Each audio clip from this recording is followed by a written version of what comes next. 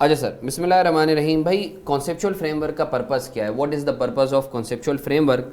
तो ये 3 पॉइंट्स यहाँ लिखे हुए हैं, 3 पॉइंट्स यहाँ लिखे हुए हैं। तो एग्ज़ाम में अगर आता है कि भाई मेंशन एनी 5 और 6 पर्पसेस ऑफ कॉन्सेप्चुअल फ्रेमवर्क, तो जो है ये एक्चुअली क्यों बनाया गया है, इसका पर्पस क्या है? To develop actually consistent concept. सही है ना, हर बंदा हर एंटिटी अपने अपने हिसाब से जो है ऑब्वियसली अकाउंटिंग ना करे, एक कंसिस्टेंट कॉन्सेप्ट्स हों। सही है ना, जिसको बाकी स्टैंडर्ड्स भी फॉलो करते हुए डेवलप हों।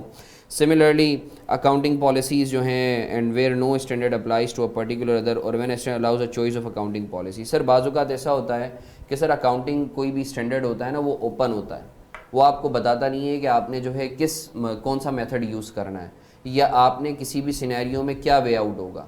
तो फिर आप कॉन्सेप्चुअल फ्रेमवर्क की जो जनरल गाइडलाइंस होती हैं आप उसे फॉलो करते हो। सही है ना। इसी तरीके से सर, जैसा कि मैंने आपको बताया था अभी, कि conceptual framework provides the foundation for standards.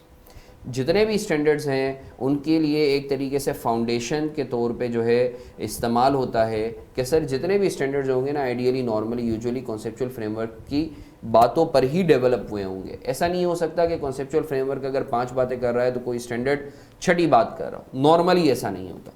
अच्छा सर, फिर हम आगे बढ़ते हैं। सर स्टेटस क्या है? जैसा कि मैं आपको बता चुका हूँ कि sir conceptual framework is not a standard, और कॉन्सेप्चुअल फ्रेमवर्क में अगर कोई बात की गई है और स्टैंडर्ड में कोई और बात की गई है तो we shall follow the relevant standard. ठीक है ना।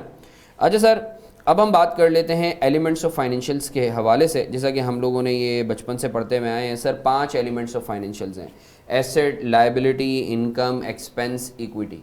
इक्विटी, इसको जो है equity is a broader term, जैसा कि हम लोगों ने सोशी के अंदर पढ़ा था कि सर इक्विटी जो भी ओनर का बिजनेस में कंट्रीब्यूशन होता है, this is represented as equity.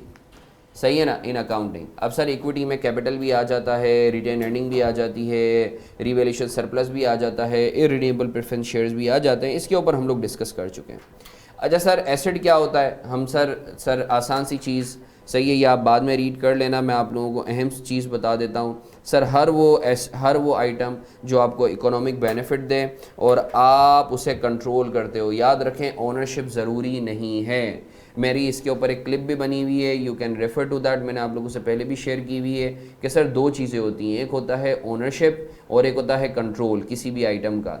Ideally, normally, usually जो ओनरशिप और control goes hand in hand. सही है ना, जिसकी ओनरशिप होगी उसी का ही कंट्रोल होगा। But sometimes whenever there is a contradiction कि ओनर कोई और है और कंट्रोल कोई और कर रहा है, तो एसेट किसका कहलाएगा? जो कंट्रोल कर रहा है, ना कि उसका जो ओन कर रहा है। सही है ना। फॉर एग्ज़ाम्पल, एक घर है या एक ऑफिस है जो मेरे वालिद साहब के नाम पर है, सही है ना, बट उस ऑफिस का करता धरता सब कुछ जो है मैं एक्चुअली ऑफिस को जो है ऑपरेट कर रहा हूँ, उसका रिस्क एंड रिवॉर्ड का बेनिफिशरी मैं हूँ।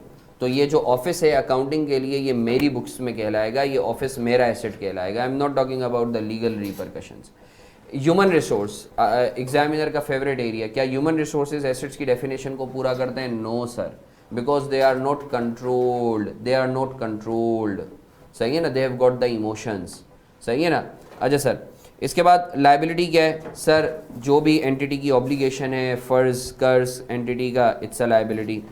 एक्सपेंस, सर एक्सपेंस की डेफिनेशन हम लोग बचपन से पढ़ते हुए आ रहे हैं कि सर हर वो आइटम जो आपके जो बिज़नेस के एसेट को कम करे या लाइबिलिटी को बढ़ाए, वो बिज़नेस के लिए एक्सपेंस है।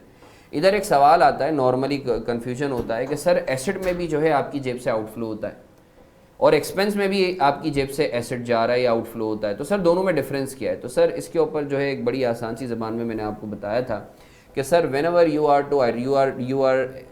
Are incurring some expenditure and you are to decide on whether this expenditure is asset or expense, you just need to ask yourself whether that expenditure is going to give me economic benefit or in future, or whether it has given me the economic benefit already. अगर तो वो item आपको already benefit दे चुका है ना और आप उसके अगेंस्ट पे कर रहे हो, तो आप ईमान रख लें वो एक्सपेंस है। और अगर वो आइटम आपको फ्यूचर में बेनिफिट देगा तो आप ईमान रख लें वो आपके लिए एसेट है। सही है। अच्छा सर, इसी तरीके से जो है आपकी इनकम जो है एक्सपेंस का बिल्कुल रेप्लिका है। तो आई होप आपको जो है एलिमेंट्स ऑफ फाइनेंशियल स्टेटमेंट के हवाले से क्लैरिटी है। ठीक है, अब हम कॉन्सेप्चुअल फ्रेमवर्क का 3rd चैप्टर जो